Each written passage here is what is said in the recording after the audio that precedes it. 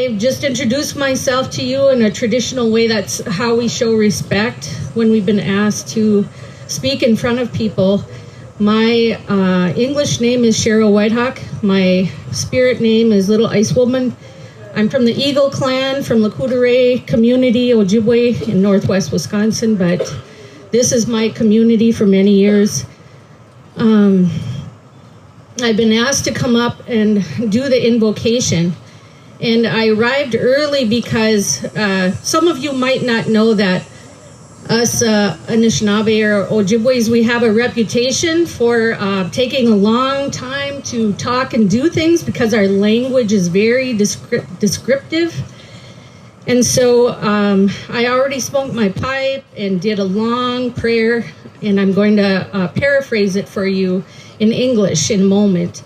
But I just first wanted to really thank the committee for asking me to be here tonight. This is something that's very near and dear to my heart. I have pictures of 10 of my loved ones that have died of overdose. Our community, the Native community, I'm sure many of you know, has been hit percentage-wise the hardest of any race for overdose deaths. So we carry a lot of grief, we carry a lot of pain, but also a lot of determination to make a change in what this addiction is doing to our people and what the spirit of addiction is doing to our people.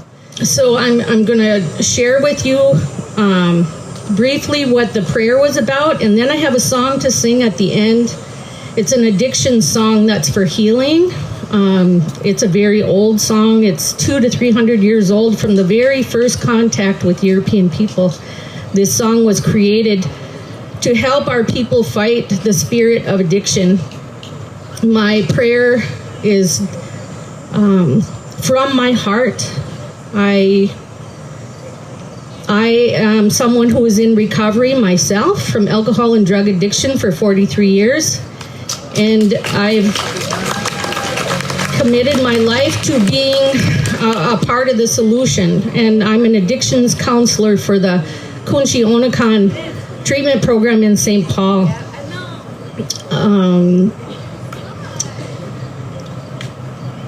I start out my prayer with a greeting to our word, one of our words for Creator, Gije Manidu. It means kind, loving, compassionate Creator. And I know that a kind, loving, compassionate Creator, a love-based God, welcomed the souls of all of these people with open arms. There is no judgment in our higher power, our God, our Creator. So Gije Manidu, I humbly ask that the spirits of those who have passed, that if they are still journeying, it will be a smooth journey for them to the everlasting happy place. I ask that for those who are left behind, who are grieving, that we may be able to grieve in ways that help us heal and not self-destruct. I'm prayed for the people who are still in active addiction, that they get to the place where they want help, they're willing to do anything before they die, and that really good help will be there for them and for their loved ones. I pray for the people who are struggling to get in recovery, to be alcohol and drug free, and they're having a hard time. I prayed for those people that they don't lose hope and that they're not afraid to let people know that they're struggling, because a relapse in this day and age, all it takes is once, we know this, and someone can be gone. And so it's very, very vital that we do the best that we can to help those who are struggling. I also ask that everyone that coordinated this event tonight be blessed, and them and their families, so that we can bring more attention to this very, very important cause. We want to remember our loved ones and honor their memory by doing something about this issue, about making a change, a positive change. And we should never have to be ashamed of someone who struggles with addiction. Our Creator does not judge that person. They come from a place of woundedness in the way that we believe. And so I'm really grateful to see how many people are here tonight. And I ask Creator to just be with all of us in the work that we do and to help us do our own work so we can be the best possible hollow bones for Creator to work through to help others. With that, I'm going to just do one lead of a song. It's called the Gwingwa song in our language. And it comes to us from Canada, where it was about 200 or 300 years ago that first contact was made, and the first drug, alcohol, was introduced to our people. But this song is for all addiction, and I felt like it was really fitting to sing it here tonight. Yahweh, Yahweh, Yahweh, Yahweh,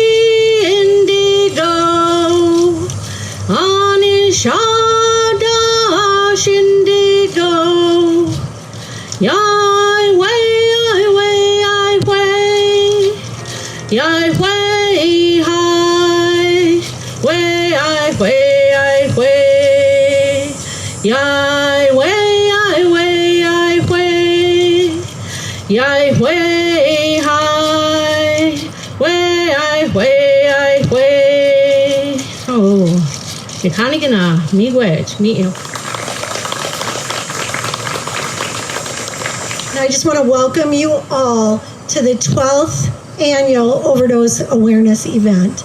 And before we even go any farther, I just want to extend a special thank you to Miles the HZ, right, for his constant presence and raising awareness for Minnesota Overdose. We're just honored to have you here tonight. Weeks ago, I was speaking with a friend, and we were talking about this event, and he mentioned that he couldn't imagine what it would be like to have lost someone so close to you from an overdose. As we talked through tears, I suggested to him that while he may not have experienced this exact loss, there are three things that bind all humanity together. The first is suffering. We are gathered tonight to share the pain and suffering that comes with experiencing such significant loss and to honor those that have been lost to overdoses. The suffering is deep, and each one of us here shares that pain. The second thing we share is love. You see, there are two sides to every coin. We suffer deeply because we love deeply. Suffering and love cannot exist independent of one another.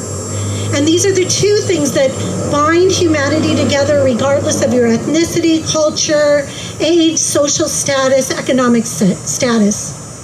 So tonight we not only honor our deep sorrow over the tragedy of loss, but we share the beauty of the love that we hold in our hearts for those who have moved on. And tonight we also share the love that brings us together as a community. Many of you haven't personally experienced this loss yourself, but you are here to support a loved one who has, and we thank you for that. You're here because we know that love heals, and you're here because we know that love changes things. And finally, what we will be sharing tonight is hope. While we acknowledge the beauty of love and the tragedy of loss, we also believe that there is hope for the year ahead. Hope that overdose deaths will go down. Hope that our state and community partners will do even more to stem the tide of overdose deaths. And finally, hope that this year, hundreds of Minnesotans will be saved and survive overdoses to find their way to a life of recovery.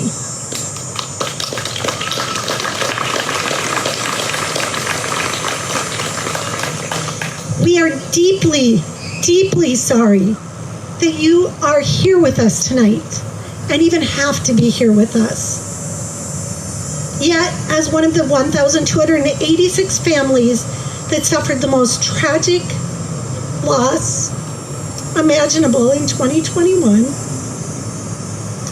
the loss of our son, Jake, we are grateful that you are here to share the love that we held for him, the love that you hold for your people, and the love that we share as a community to move forward, working together to save lives.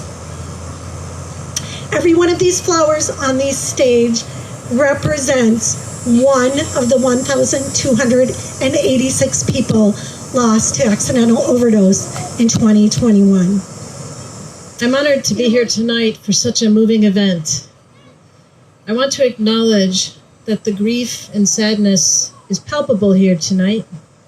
And I want to acknowledge that resilience and strength is also present here, an uplifting reminder of the power of the human spirit. The opioid epidemic and substance use disorder were with us well before and during the COVID pandemic, and they're even more pronounced now. There is no issue more urgent in our state. We may have data to show how many Minnesotans are impacted by opioid use disorder, but the pain inflicted by this epidemic is immeasurable in the losses of family and loved ones. In 2021 alone, as you've heard, 1,286 people died of a drug overdose in Minnesota, a record high, and double the number of deaths from 2018. In addition, 924 of those deaths involved an opioid, and most of those involved fentanyl.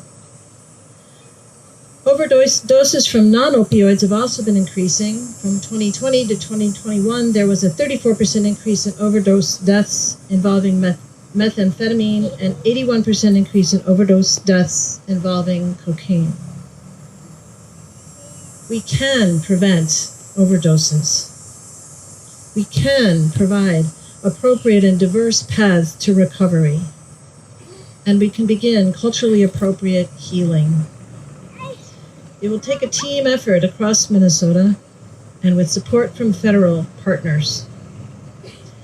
The state of Minnesota is committed to working to tackle this together with our communities. Thankfully, we'll have some new resources to help with the fight. The 2019 Opiate Epidemic Response Bill is expected to raise significant new funding through fees from prescribers, drug manufacturers, and distributors over the years to fight the opioid epidemic, and therefore more sustainable treatments and recovery services across the state.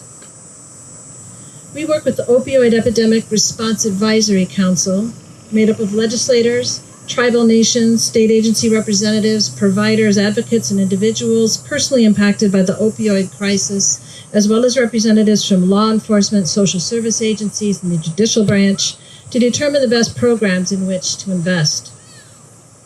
Almost half the grants we issued earlier this year went to organizations that primarily serve Black, Indigenous, and communities of color, and some of the funding will support culturally specific practices. This is especially important as American Indians and Black Minnesotans in particular are experiencing the opioid epidemic more severely than other Minnesotans, as we've heard tonight. I was so pleased when Governor Walz announced his plans to add a recovery director to his own office, in addition to the work of the Department of Human Services. He's also creating an addiction and recovery sub-cabinet, which will bring commissioners together from across state government to coordinate their efforts, and a new community advisory council, effectively doubling the efforts of his administration as our DHS Behavioral Health Division partners work with the governor's new recovery director to put the crisis front and center in the Walz-Flanagan administration. Thanks to this influx of support and resources, I pray we are getting closer to turning a corner in this fight. We continue to need to know what types of programs and approaches are working best. We continue to need to know what isn't working. Your stories are vital to our mission, and we're always here to listen. And in many cases, over the next several months and years, we'll be hosting spaces specifically to hear your stories and get your feedback. Council meetings are open to the public and include a time for public comment. You can find your way there on our website. Thank you again for having me tonight. I'm in awe of your commitment to come together as a community to channel your pain into progress. Together, in honor and memory of every single Minnesotan who has lost a loved one to this pernicious disease, we will create a brighter future. Thank you. Bismillahirrahmanirrahim. Assalamu alaikum. Yes, we have that same God that is loving and very compassionate and very, very merciful. Alhamdulillah. My name is Jorge Abudul, and I am too a woman in long-term recovery from substance use disorders. I am also the founder of NIA Recovery Initiative, which is the first recovery community organization in Minnesota to help serve the Islam and Muslim and East African community. We are grateful to be here today. Thank you. We are so grateful to be here to bring awareness to overdose. So many people died. So many people that were close to me and my relatives and my community members too. So we're also in this fight with all of you. When a loved one returns to God, it is undeniable the experience and the range of emotions under grief. We say, Inna lillahi wa inna ilayhi raji'un, which means verily we belong to God and verily to Him we return. It reminds us that their death has been decreed by Allah and that we will also return to our Creator. I would like to make a dua, which is a supplication. So say Ameen after each sentence. Are you ready? May Allah envelope those that died in His mercy and forgiveness. Ameen.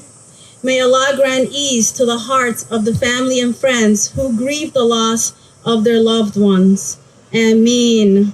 May Allah reunite us with our loved ones in Jannah, in paradise. Ameen. I would like to share my time with Abdurrahman from Generation Hope so that he could say a poem. Abdurrahman is the founder of Generation Hope, which does a lot of recovery awareness. Abdurrahman is also in this fight with us as well.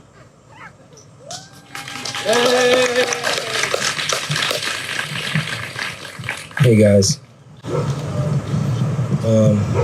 So my name is Abdurrahman. I'm in long-term recovery. I'm 3 years sober, and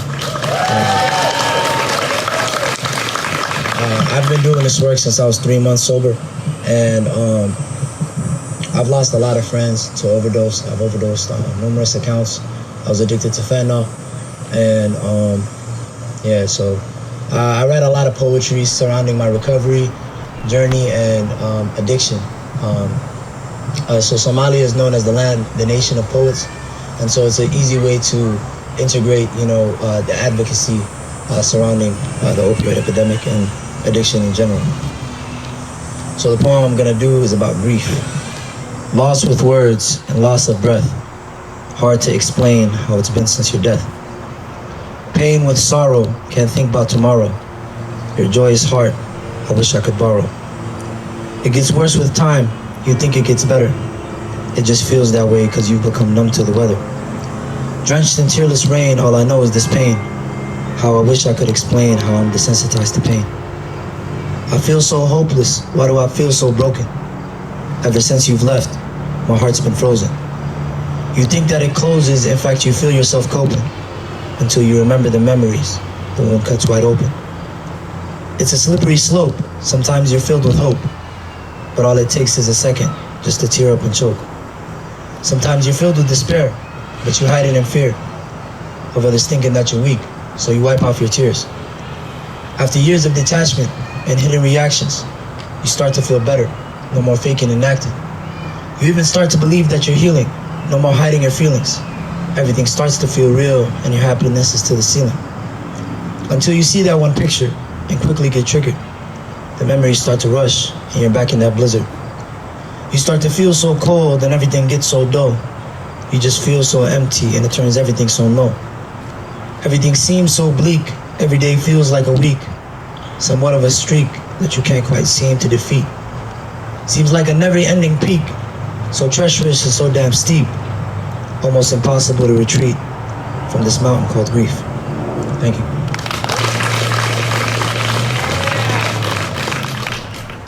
Good evening. You guys could do a lot better. I'll try one more time. Good evening. All right. I'm so happy to be here. My name is Yusuf Shafi. I'm with Alliance Wellness Center in Bloomington. We've been around for about 7 years now. Yeah. And unfortunately, we have seen a lot of, overdoses in our community. I come from a community where we don't talk about mental health or addiction. It's a taboo. We have a huge stigma behind addiction and mental health, and my job is just to kind of create awareness and let people know that recovery is possible. We can do this. I don't have a lot of time. I just wanted to welcome Mano, who is a former, he's an alumni of Alliance Wellness Center. He went through the program, graduated, and he'll share his story briefly. So I'll give the mic to Mano. Come on up. Hello, ladies and gentlemen.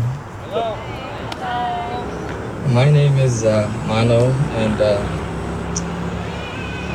I've lived a crazy 2 years. Yes. So I just want to share my story with you and just spread awareness. And like Yusuf said, thank you. I'm from a community where it's hard, it's hard for even people to understand what we're going through, what even addiction is, I had to teach my own parents what it was, and I'm gonna start. So how I got into it was just, living life as a teenager, and my brother is going to college and meeting the wrong people, and, it started with pain, and with me, it ended with pain. So I was going through some stuff, and my brothers introduced it to me. I didn't know what it was. I didn't know what I smoked. I just hit it, and everything that I was feeling just went away. And as time went by, slowly I was thinking, this is a really good thing. Thank God, I thought it was fun. And the more I got to use and the deeper I got into it, the worse it got. And, it just got so bad, I started struggling, started losing everything, I started lying, cheating, stealing, started breaking relationships, my own family, I could see in front of me, just breaking apart, just one part over there, one part over here, and I'm just right there, just observing everything. And part of it is my fault, and it was just, I remember it was me, my brothers, just at least I thought I had people with me, that understood what I was going through. But at the time, I just learned that I can't trust somebody that's using, and it's just I've learned a lot of things, I've grown, and thank God. So how I got out of it, and I just realized I was in the same cycle. I just did it for the pain, and I was getting no help. My society couldn't understand. My mom, my dad couldn't understand. So I just kept on using, started struggling in school, almost failed, I just almost didn't get my diploma, and I really tried. I tried, and finally I did it, and thank God for that. One time my brother came to the family and just was like, hey, I just want to go to a treatment. And I just wanted to end it, and he did. I've seen how good he was doing. And at that time, I was just rotting in a bed, you know, in so much pain, just wishing that I would die and so it could just end, you know. And I thought that was the way out. I couldn't believe that this pain could end, and I was proven wrong. And by going to a treatment center, Yusuf's treatment center, I got to meet my own kind of people, the people that understood, the people that knew what I am going through. There's a lot of people that did, but just from just in my culture and stuff, you know. And I got to learn a lot about myself, my emotions, you know, all the trauma I've been through. I got to work on a lot of things, and right now I'm 8 months sober, alhamdulillah.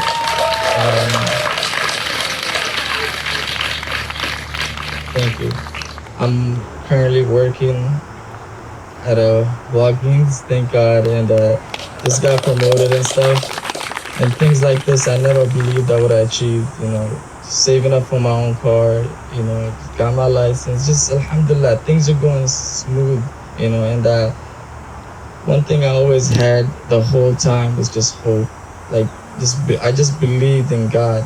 Like, I didn't see anything, it was all darkness. But just one thing in my heart, I knew who I was. I believed in God, and alhamdulillah, I found a way out. Thank you for listening.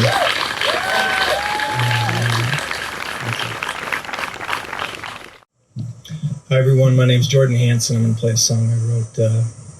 Lost my closest friend Tom in 2019. It's so great to look out here and see all these friends and all these friends that I don't know yet. The song's called Sad Country.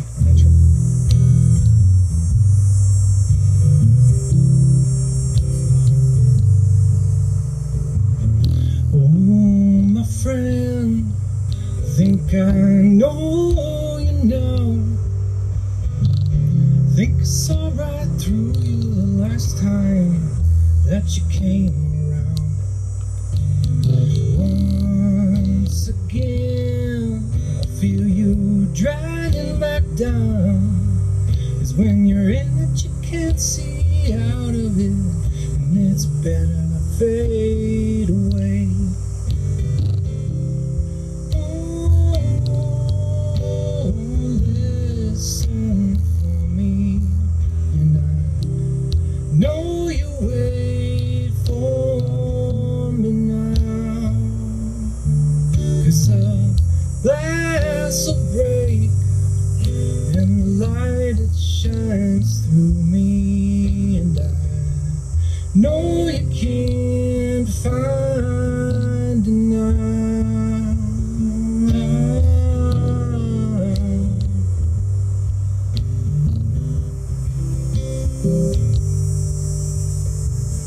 You had your war, and I have my brittle mind, and I keep on seeking you out, but I never find the cry.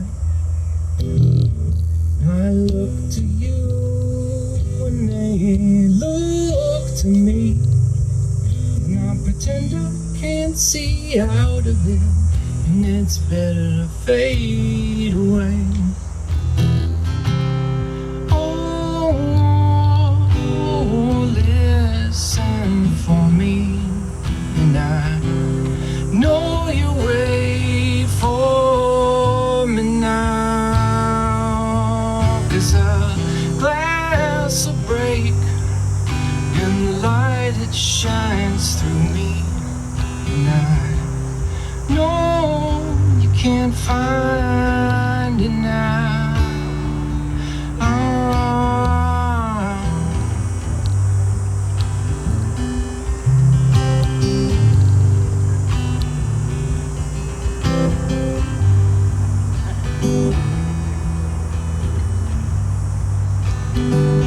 You had this heart, and it sees this mind, and the fear drips right out of you, and you're so scared not to cry.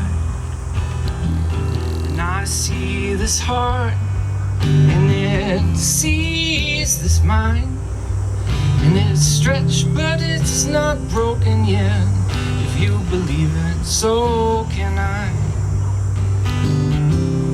Oh, listen for me, and I know you wait for me now. And the glass will break and the light shines through me. And I know you can't find it now.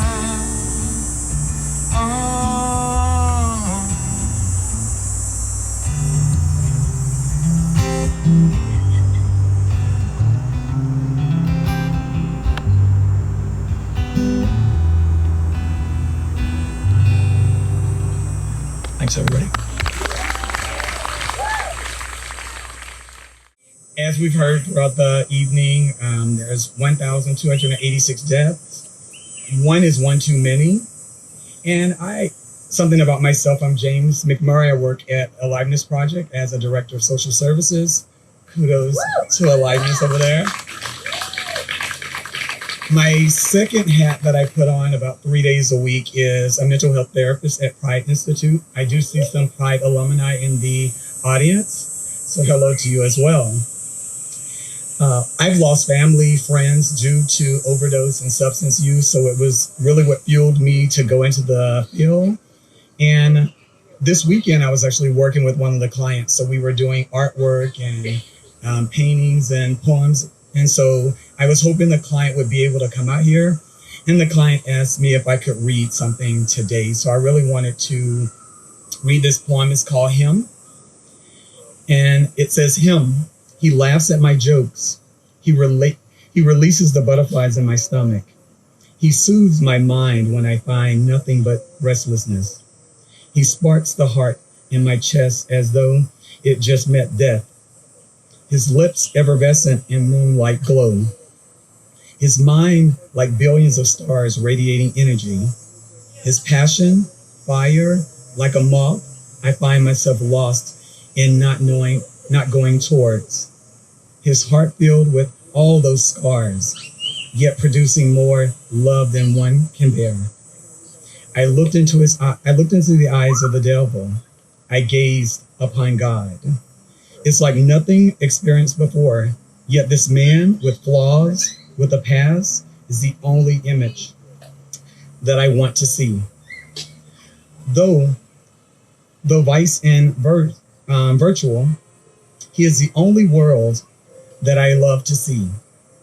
He will be the death of me that I meet with sweeter embrace. I asked the client when he was writing this, what was he thinking? And he actually said to me that he's had an opportunity to survive, actually using a lot of drugs. And he says, it's when your connection to drugs and when your drug is all that's left and it takes you out. So he was happy that he is still amongst us and gave me the permission to read his poem. And I just wanted to say thank you for having us here today. And once again, one life is too many. Overdoses are preventative. Let's do our part. Knowledge is power. Thank you.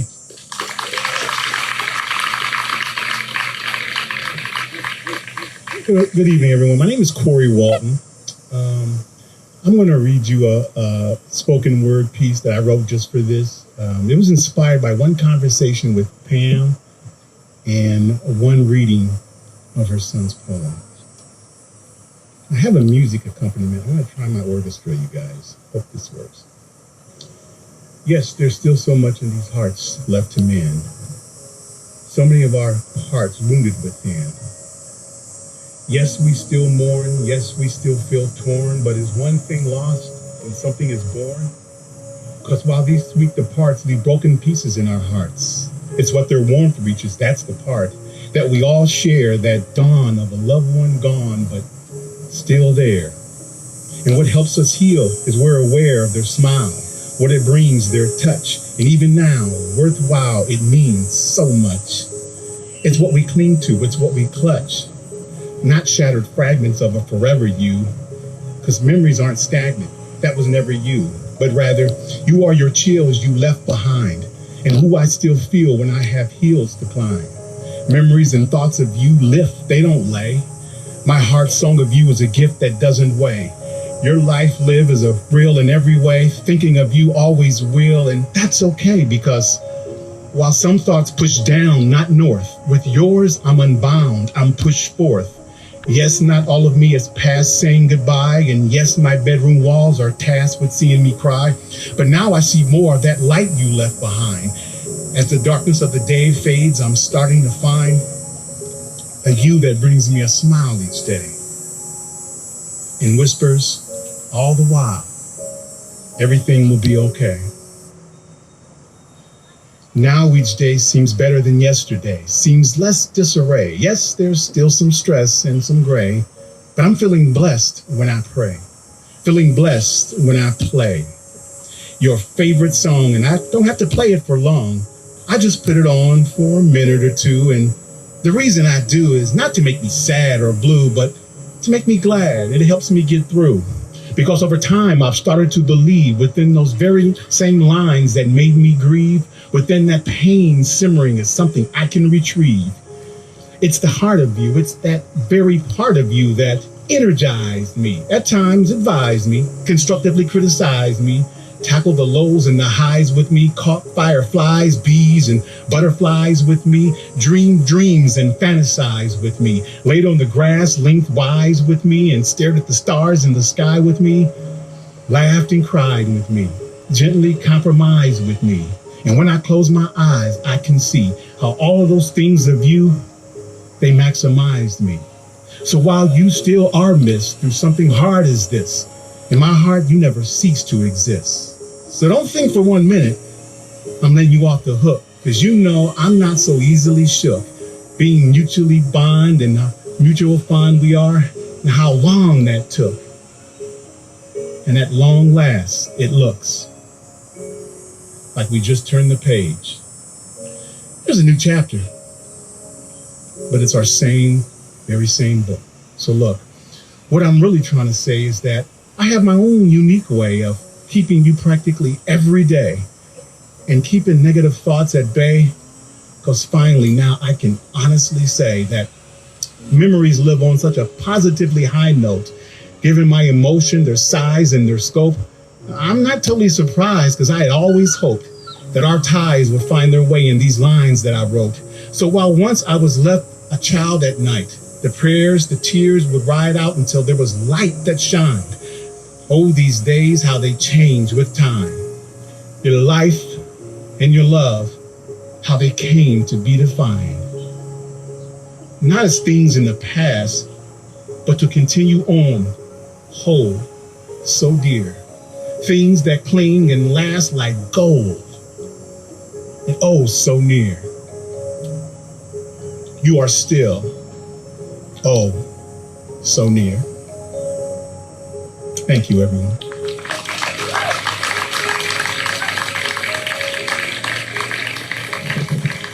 Well, good evening, everyone, and thanks for being here. Wished we weren't, that's for sure. My name is Randy Anderson. I'm a person living in long-term recovery, and what that means to me, thank you.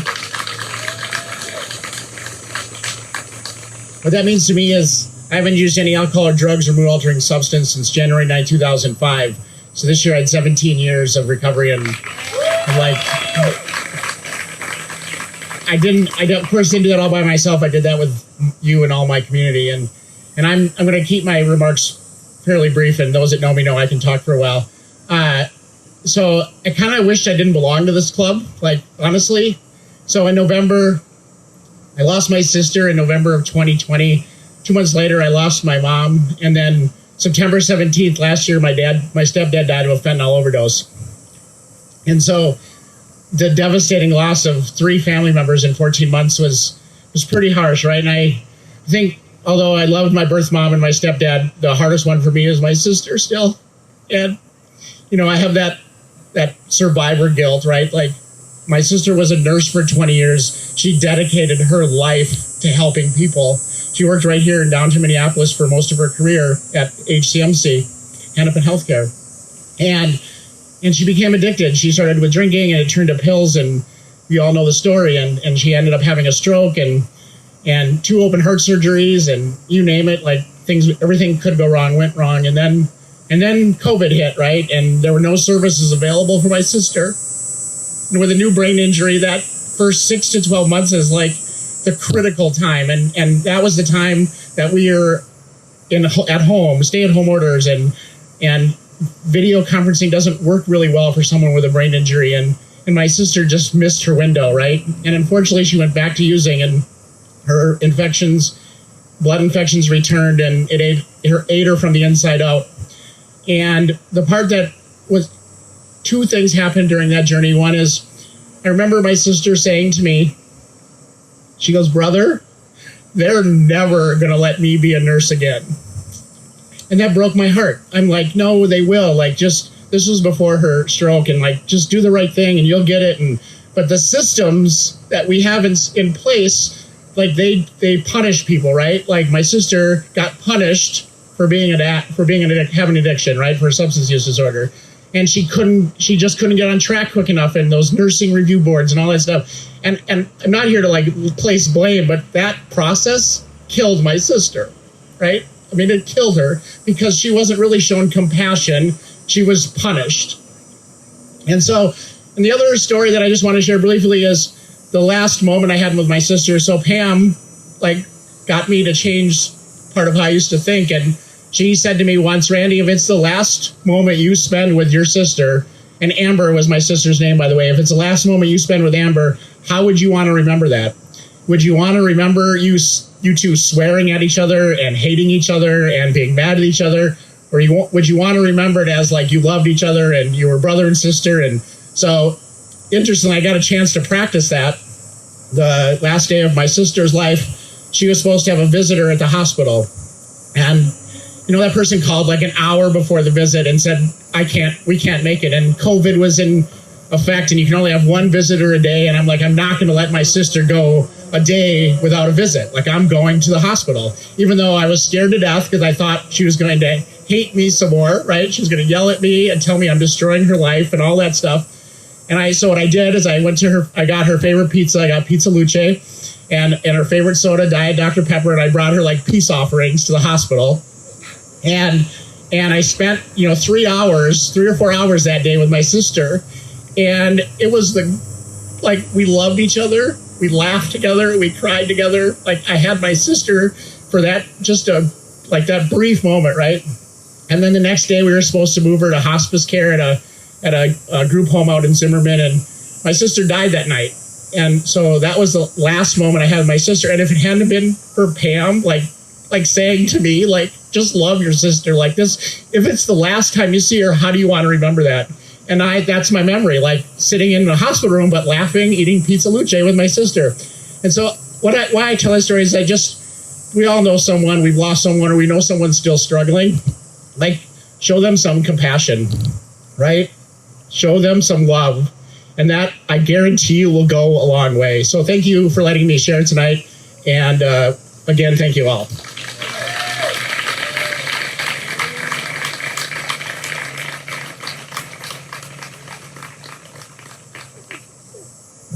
What Randy didn't say about himself is that he does more naloxone trainings than probably anybody in the state. And he works tirelessly to help save lives in Minnesota. Southside Harm Reduction is here, the Aliveness Project. We ran out of naloxone. I think they're working to get more, but part of the conversation here has to be, how do we save lives, right? And we can't miss what saves lives, which is fentanyl testing strips, which is naloxone, which is medications, harm reduction, right? We have to meet people where they're at. And thankfully, we were able to do that with our son as well. One of the things we were gifted with, and I say it's a gift because I know many of you who have lost your loved ones don't have the benefit of writing treatment work, papers, We had his phone. Some people don't get their phones of their loved ones. They're locked out. And what I know, because he struggled for 10 years with substance use, he was in recovery. Because of the way we honored him with intrinsic human value, we got 5 really, really great years with our son in his recovery.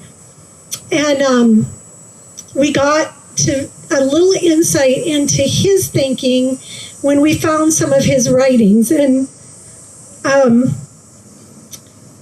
poetry seems to be the way that most people express themselves in substance use, artwork, and the arts is such a big part of recovery. And I found this in his treatment work, and I'm going to try to get through it. But I think it's insight into the struggle, right? The struggle of how do I live without the drugs? How do I live life in a new way? So I just want to read this in honor of Jake. He wrote this. Funny when you look at the stars, they seem to move, just like my life seemed to be doomed. The alcohol, the bars, the heroin, the coke. From everyone's perspective, there seemed to be no hope. Now I'm here again in a place I've been before, pushed everyone away just so I could score. The people that once knew me don't know me anymore. The people that once loved me have exited that door. The pain that I caused, the lives that I affected, I had no idea the damage I inflicted.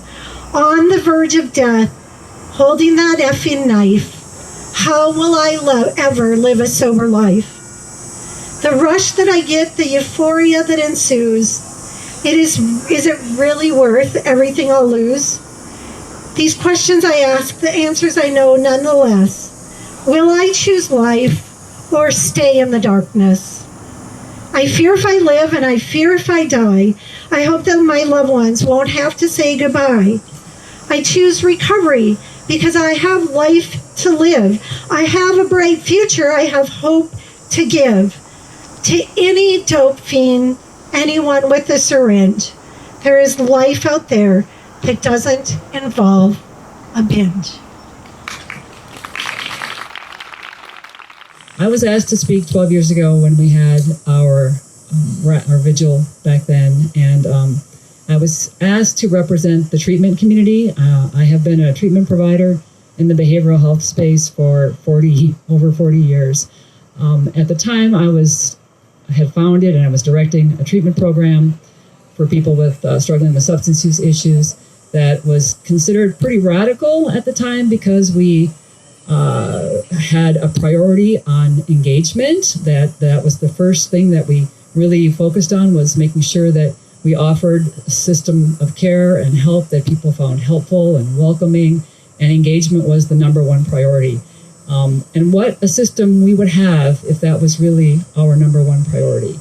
I am pleased that here we are a dozen years later with a big turnout, and that there are a lot of programs out there that claim to be doing more person-centered practices, embracing goals other than abstinence, that active use with improvement is still a very clear definition of recovery. Recovery doesn't necessarily mean abstinence. It means living a self-directed, full, meaningful life. And people that use substances still are in recovery. And so, again, just really wanting to kind of bring that point home. I'm also just want to share very briefly that despite decades of being a treatment provider, some people would even consider me to be an expert. I have a very dear family member, my sibling, who is currently very, very sick, and she is struggling with active substance use and mental health issues, and I'm very fearful that she's going to die. And I am an expert, and I can't help her. And at least I haven't been able to help her. And so for those of you that have loved ones that you've lost, I just want you to know that it's not your fault. You can be an expert and you still might not have been able to help them. And I also want to say that as a family member or a concerned other, it is your decision about how you choose to stay in your You're concerned of your loved one's life. There is nobody ever that should tell you, what to do and how to do it, because it's you and your loved one that are in this journey. Thank you. And right on. And so, it's this love, whatever, let go and loving, let go. That's the right thing. You decide, because for many of you, you've been there or you are there. Letting go means accepting that you might lose your loved one. And so letting go is a tragic decision, and it's not one that anybody makes on your behalf. Thank you so much for coming out tonight.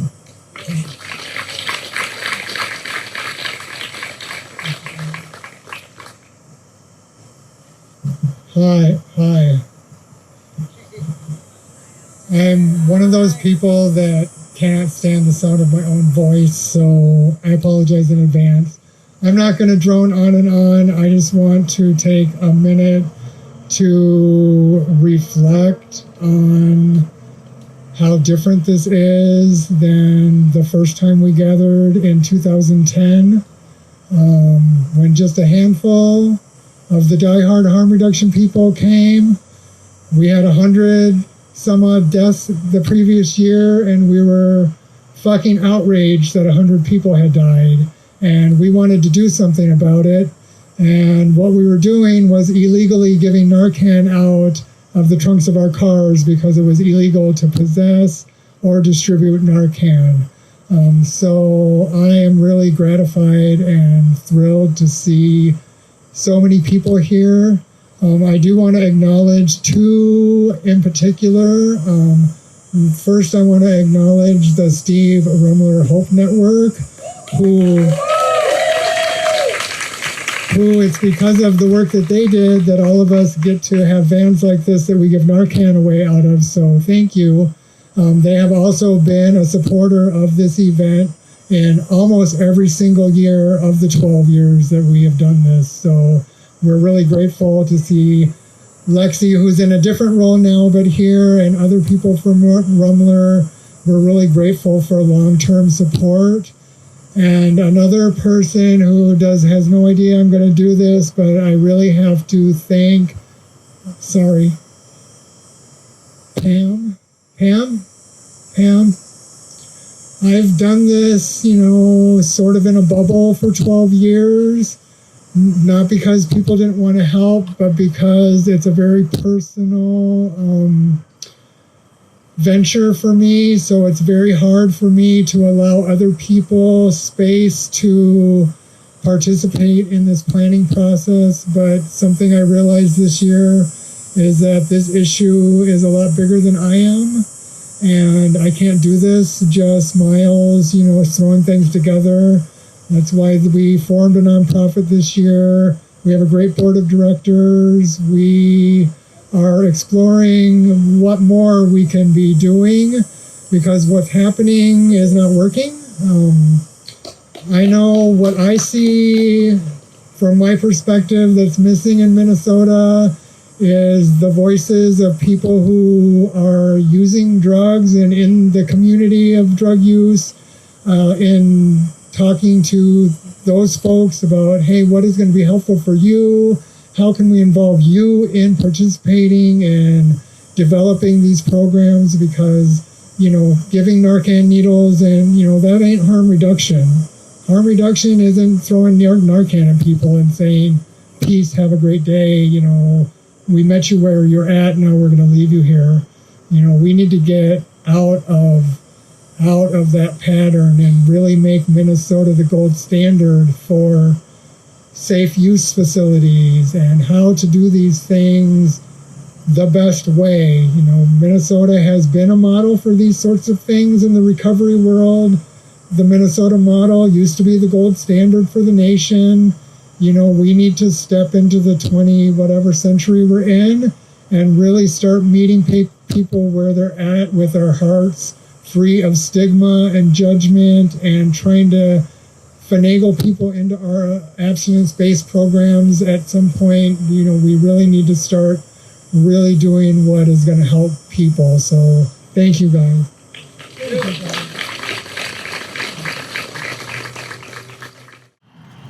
will be long remembered by those who knew you best, by those who share your story, by those who caught a quick glimpse into your heart. We will remember your smile. We will remember the sound of your voice. We will tell others about you, about your humor and your kindness, your generosity and your courage. Through your words, your life will once again weave its way through the wide spaces of life where it counts, where it matters, where life is remembered and comes to life again. Never worry, my child. You will be remembered.